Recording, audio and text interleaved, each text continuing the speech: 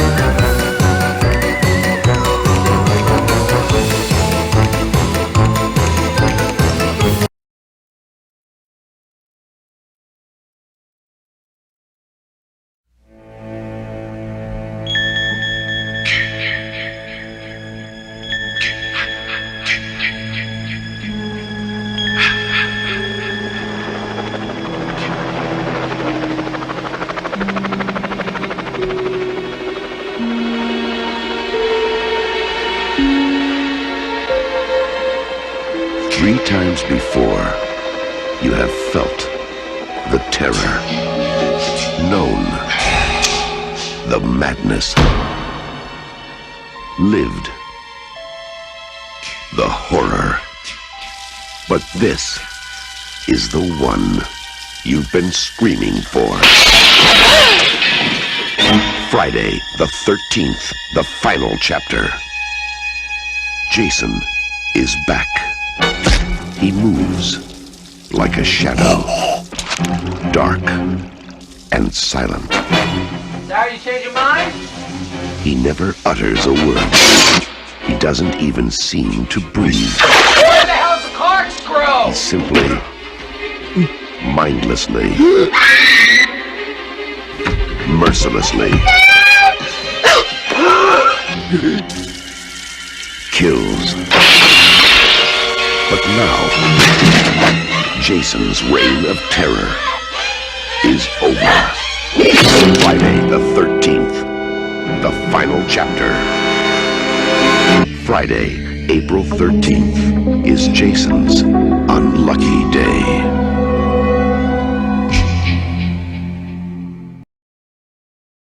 Yep, Friday the 13th, the final chapter, is considered by many to be the best in the series. It basically solidified Jason's mannerisms and basically what Jason would be represented as throughout the rest of the series. Tim White did an amazing job as Jason, and that's what I kind of want to focus on here for a second. The way Ted White played Jason, he was calculating, he was cold, and it was just one of the most amazing performances as the character has had up to this point. It definitely was a far cry from the hillbilly Jason that we had up to this point. You know, gone are the days of him tripping over furniture, bashing his head through a window to free himself after getting caught by one of his potential victims, falling off furniture. Like we're thankfully, we never really see that Jason again. Uh, one of the things that definitely like lets you know that he's definitely like he's a lot more upstairs in this feature is that he's consistently scaring the crap out of everybody by letting his hand just fall out of the from underneath the blanket that they cover him with on the gurney. And there's this great scene where the mortician, like this douchebag named Axel, has a nurse in the room with him and Jason, and he hasn't put Jason's corpse away yet, and they're making out with the body right there above them, and all of a sudden, like his hand just like falls and touches her thigh, and he like it scares the shit out of her, and she screams, and he starts going like freaking insane, like he's like, holy jeez, holy shit, god damn, holy Chelsea's Christian shit, and he it's just it's fucking hilarious. uh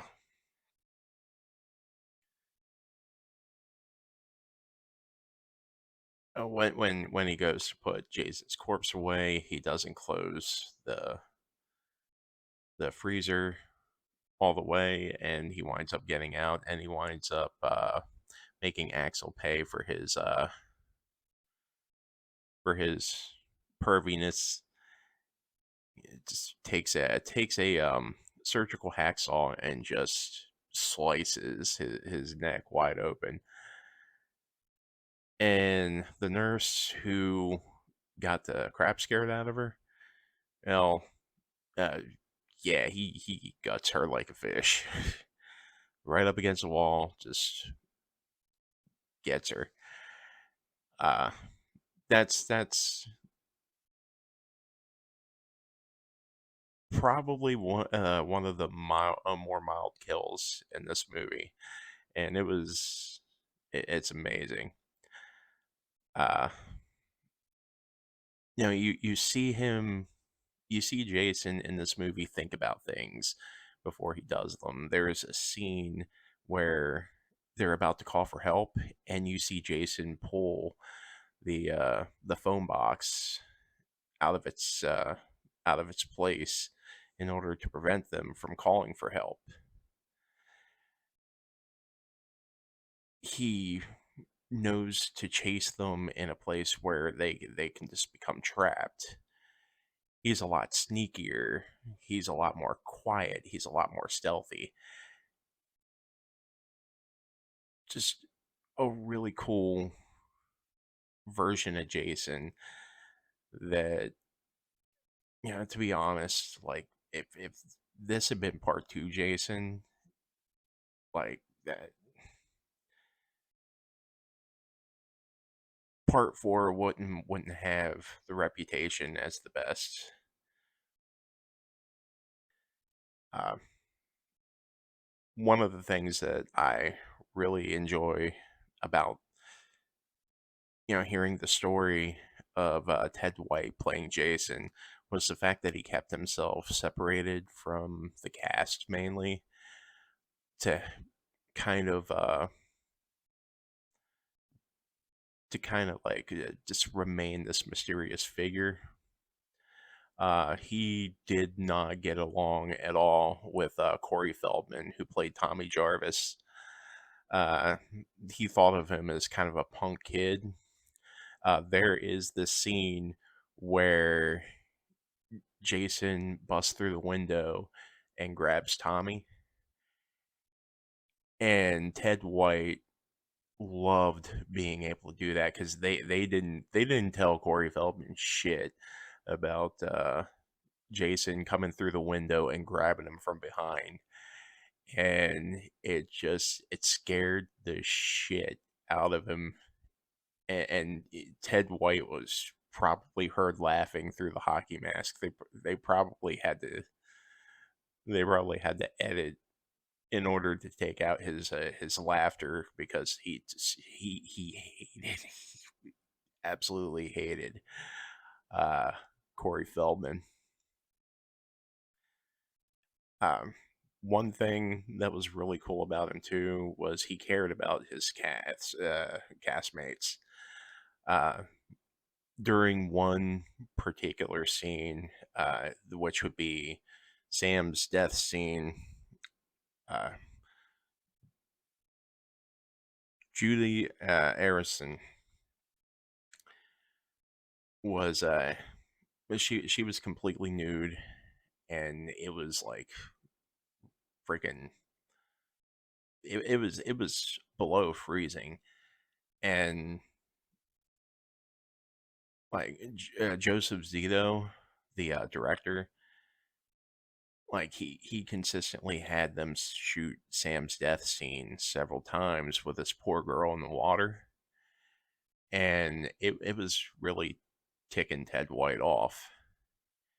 And he finally looked at him and said, "Look, this is either going to be the last take we do, and we get the shot, or I walk."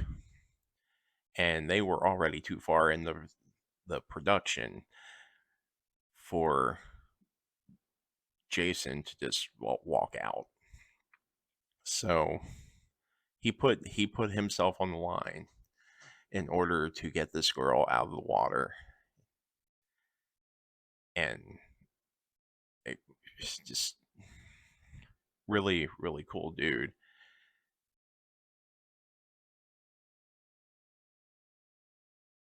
So with Jason covered, we have our cast of characters. There's of course the Jarvis family, which would be Mrs. Jarvis, the mother, Trish Jarvis, the sister, and Tommy Jarvis, the brother. They have lived in the woods, presumably, probably at least Tommy's whole life. So they know the area well. They have a cabin that's right across the way, and that's where our other set of characters move in temporarily. Um, you have you have a great cast in this movie. I mean, with Corey Feldman, I mean that's already a kind of a big name, and some like the cast of characters in the group of friends that move in across the way from them. You have Crispin Glover as Jim, who is,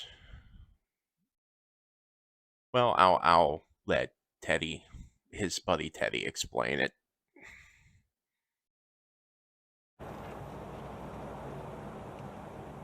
It says. It says you're a dead fuck. What? A dead fuck? A lousy lay.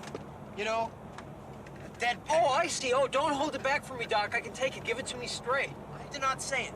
The computer did. Yeah, well, there is no computer. Aha! And there's no Betty either. And I'm a dead fuck. Like I said, the computer don't lie.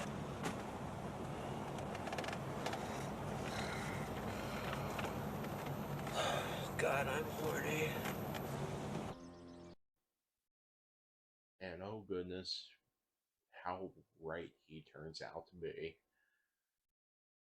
Crispin Glover was definitely a delightful character in this movie. He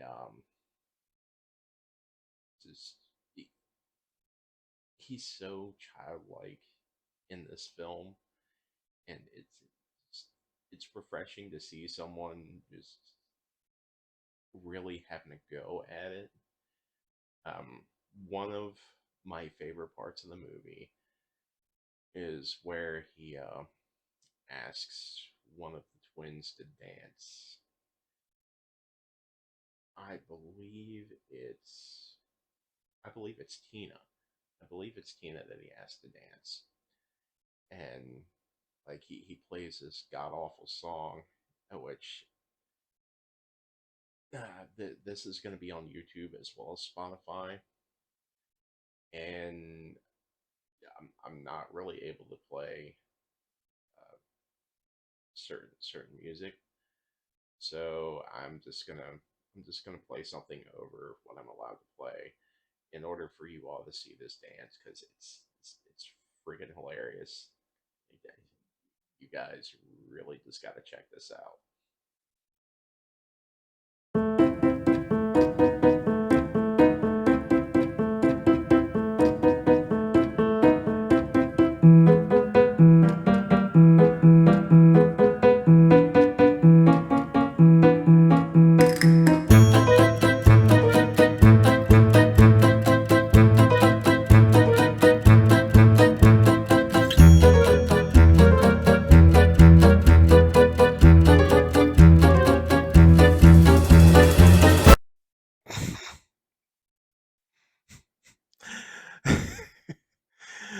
Oh, yeah, just seeing that dance with the broomstick polka that I use as my outro. That just that was delightful. Then you have Sam, who is the quintessential naked girl in this movie. Like she spends a lot of her time in this film just in the nude. Um, she- any chance that they can get to have to to show her off, they have them skinny dipping uh, in the movie it's at like the worst possible time because Tommy and Trish are getting ready to come down, and Tommy gets an eyeful of all the naked people just running around. Even like you see guy butt too, but and you see like the twins. Uh, Shoot, Tina and Terry. Like you never see like their chests, but you do see them as they're like diving down. You see their butts. Um, like Sam was the most featured in this movie. In the buff. Uh, then you have her boyfriend Paul, who is literally just there to be her boyfriend Paul. um, he's also kind of what causes her to storm off at the party by herself, which winds up resulting in her going to the raft that's in the middle of the lake and being murdered by Jason. That was what I was referring to earlier, where Ted White had to step in. Uh, Little story about what happened with that. Like it had been so cold that she had developed hypothermia and she didn't know it, and she to this day still has no recollection of getting back to her home. It turns out Joseph Zito, the director of the film, was kind of a dick, but he was a good director. He was a great horror director. I believe like he did the Mangler, and that was actually how he landed the directing gig for this movie. Was just the way that the Mangler looked, the way that it was presented. Eventually, I might have to cover that on this podcast. Anyway, that's basically Sam. Uh, then you have, well, okay, that was Paul. It was either Paul or Sam. Uh, Paul winds up getting murdered after he discovers Sam's body. He winds up getting shot through the groin with a spear gun. He kind of deserved it after causing Sam to just kind of run off. He was messing around with one of the Doublemint twins. Terry, no, it wasn't Terry. It was Tina, because apparently Tina is like the more promiscuous one in the film. Uh, then you have Sarah, who is Sam's best friend, who honestly would have been in the running for a final girl had it not been the fact that she winds up showing her butt in the shower, pressed up against the glass when her and Doug hook up. Speaking of Doug, he has like maybe two or three lines in the whole movie, and he sings a song just before Jason comes in and like crushes his head. Sarah's death occurs when she discovers Doug after Jason had crushed his head through the shower door, and he she winds up trying to run out of the house and winds up getting an axe to the chest. And it was funny because she was calling Jim's name, but he had already died at that point, which I forgot to tell you what his death was. Uh, yeah, it's actually it's masterfully done in the movie. He he's looking around for the corkscrew because they're celebrating the fact that he uh he made it with Tina, and he's asking Ted where the corkscrew is, and Jason, being the thoughtful fellow that he is, decides to hand it to him through his hand. Then he takes a meat cleaver and gashes across his face with it, and thus ends any possibility of Marty McFly being born. Love non-horror references, but yeah, that was Crispin Glover, Jim's death in the movie. And since we covered Jim, let's go ahead and talk about Teddy. Teddy is I, the best way I can describe it. It's Teddy and Jim are like 1980s live action Beavis and Butthead. Um, with Ted being kind of the pervert of the group. He's consistently talked about getting laid. He he's so skeevy. He's just ugh. He belongs on the list, man. He really does.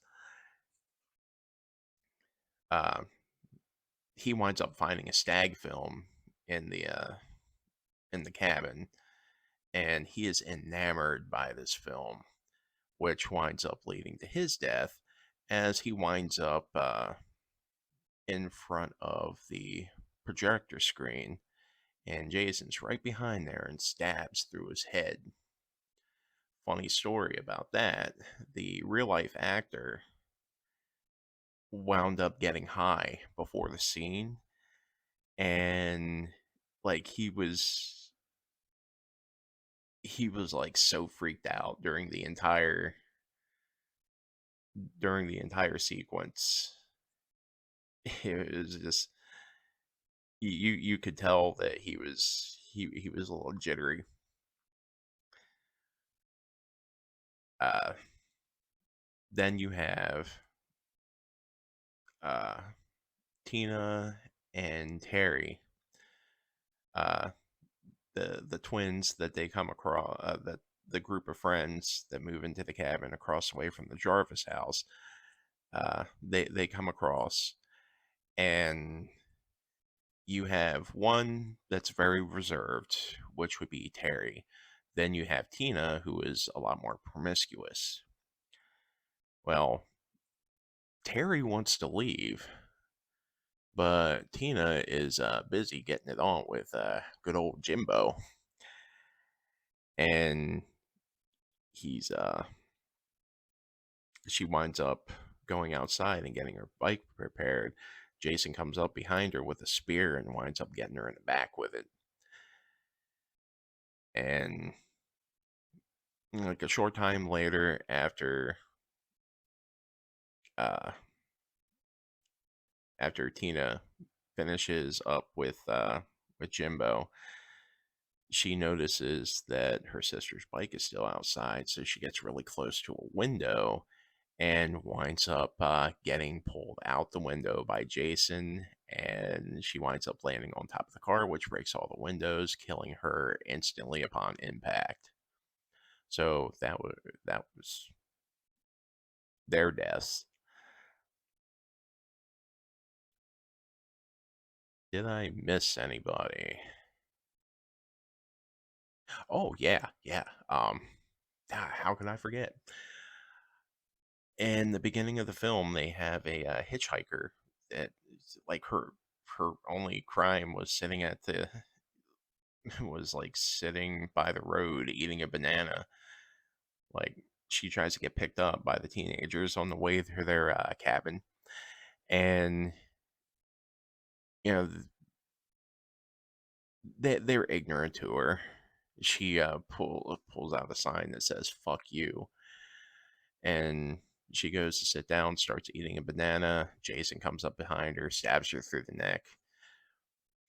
And this is something I haven't mentioned yet, but Tom Savini was the special makeup effects artist in this movie, and like the deaths are amazing. Uh, I'm not showing them here due to the fact that I don't want to really. I'm still new at this, so that I'm not really sure how to edit those type of things. I figured I would just talk about it and show the stuff that I can show. Um, the deaths are immaculate. I recommend seeing the movie. The movie's amazing. Uh, okay, now our like core group, which there is one person that I did forget to mention, and that would be Rob, who for just a couple of days of learning that his sister Cassandra had been murdered by Jason, it looked like he had been hunting him for years. Like he's got a tent, he's got a shotgun, he's got all this, like he's got news clippings. It's like, dude, how do you know so much about this guy that you just learned murdered your sister like 2 days ago? And this speaks to how clever Jason is, too, because he leaves his tent unattended, and Jason winds up getting into his tent, breaking his gun. Eh, Like I said, man, the clumsy, stupid backwoods Jason is done. So you have Rob, and you have the Jarvis family, which Mom Jarvis has probably the most. Uh, her death scene. You can't even call it a death scene because her death actually happens off camera. Like she has this surprised look on her face when she sees what I guess is Jason coming at her. In the deleted scenes, you see a little bit more of what may have happened to her, but it's a deleted scene, so it was never really meant to be seen. Uh, then you have Tommy Jarvis, uh, just a whiz kid when it comes to making masks, and also a bit of a perv. There's a scene where he can clearly see Sam and Paul's bedroom from his window, and he's like going ape shit about seeing a naked girl, and he as most boys that age would, and it is his mom opens the door, and he like just goes and falls over like he's still asleep, and the mom sees that like she's got a really good view of the the boy and the girl across the way getting ready to, you know, and, and she closes the blinds and puts him covers him up, and he just kind of gets back up, probably winds up reopening the blinds. My god. Then you have Trish, our final girl, who is actually pretty resourceful, pretty tough. She puts Jason through the ringer,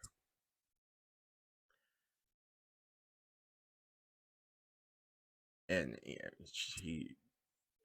she's just pretty awesome. She winds up developing a relationship with the Rob character, and there's like Rob's death scene is probably one of the most unintentionally funny things. Like he runs into the basement, and Jason winds up grabbing Trish through the stairs, and Rob goes after him. Jason grabs a garden tool and starts stabbing Rob with it, and Rob's just yelling, "He's killing me! He's killing me! Ah, he's killing me!"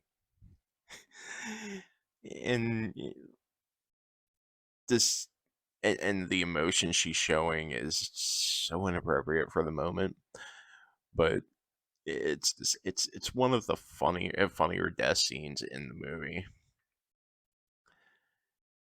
And then you have Tommy Jarvis, who comes up with a plan to basically stop Jason.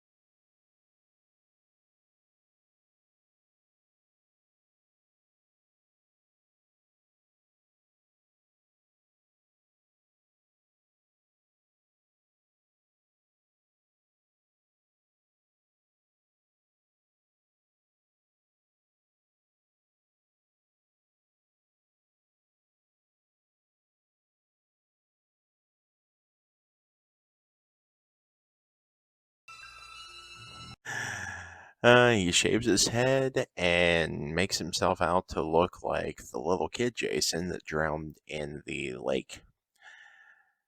And you know, it actually kind of looks like it's going to fool him.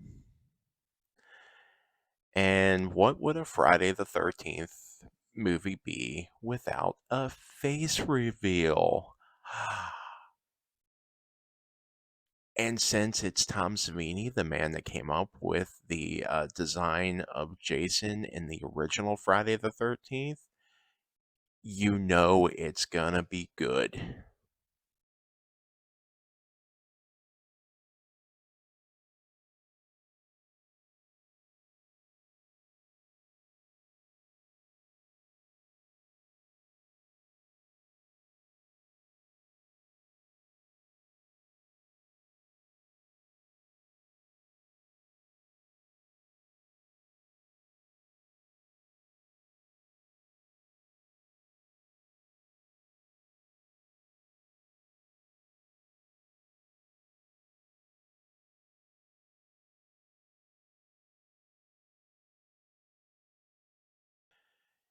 Now, Jason's death is epic, and I wish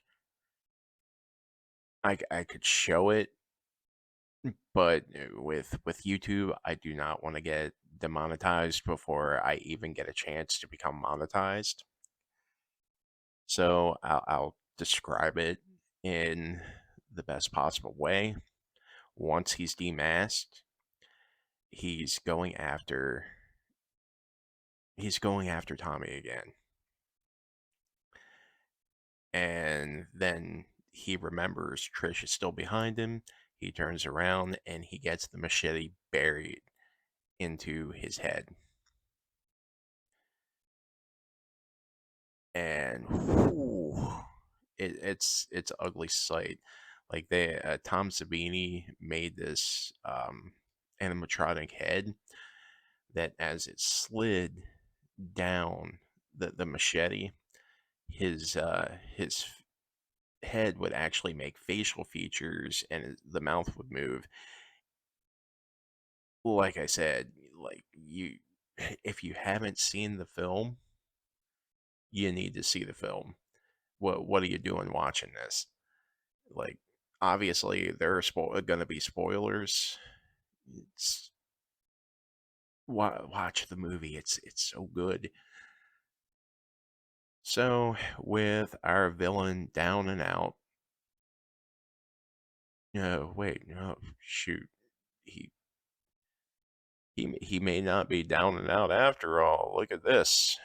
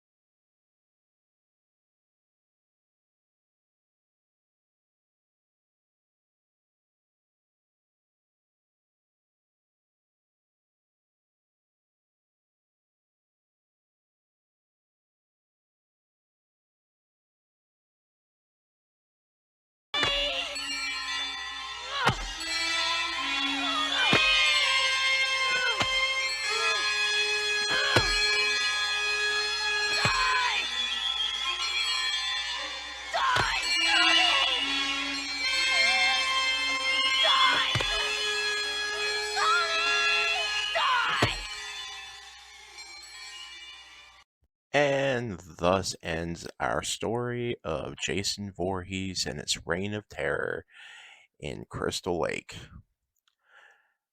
Friday the 13th, the final chapter. Obviously, the final chapter. Going to be the last one. No more made after this one. No more. None. Horse shit. What do you mean, horseshit? The Paramount's ashamed of the franchise. They want to end it. They don't want to make more. Yeah, they want to be known for family friendly, stupid little. Would you shut the fuck up? That's right. As with every Friday the 13th movie in the 80s, this one made money.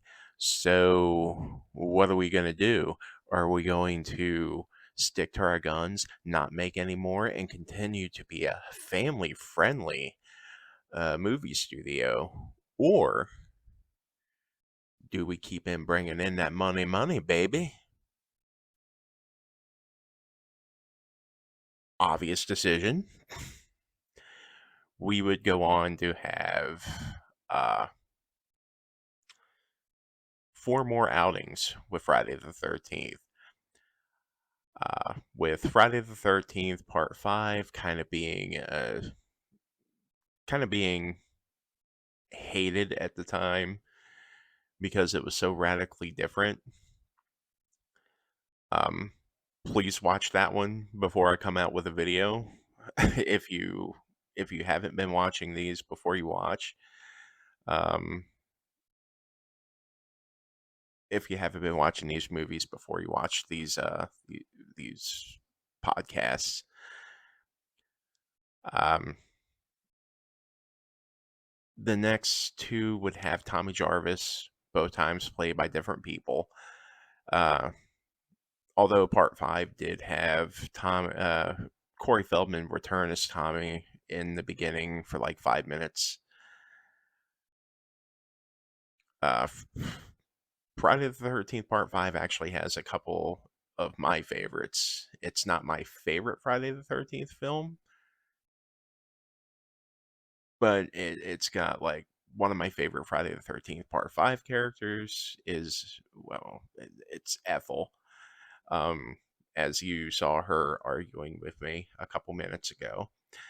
And uh, it's got my first crush in it, and probably most boys' first crush, as she was probably the first woman most of us ever saw completely in the buff. Uh, so I'm not gonna promise that that one is the next episode that I do, because there is a lot of like news and stuff going on that I'm probably going to record in the near future. But I will say that Friday the 13th Part 5 definitely going to be a fun one for me to cover. And my overall thoughts on this movie, it's great. It's the definitive Friday the 13th movie. It's got everything. It had a super stealthy, sleek Jason. It had an amazing cast and amazing writing for those characters. Well, I mean, certain ones. You definitely had your your somewhat boring ones. Don't forget about Doug, who barely spoke up in the movie at all. But well, what do you guys think? Did you enjoy the movie when you watched it for the first time? Let me know in the comments. And if you want to, if you want to, know when I'm releasing other content,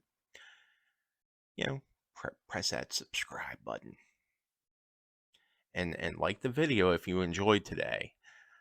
It really helps creators get exposure throughout YouTube, and I would love to see a lot of people just enjoy my take on these fantastic movies, as well as new stories that I come across as time goes on.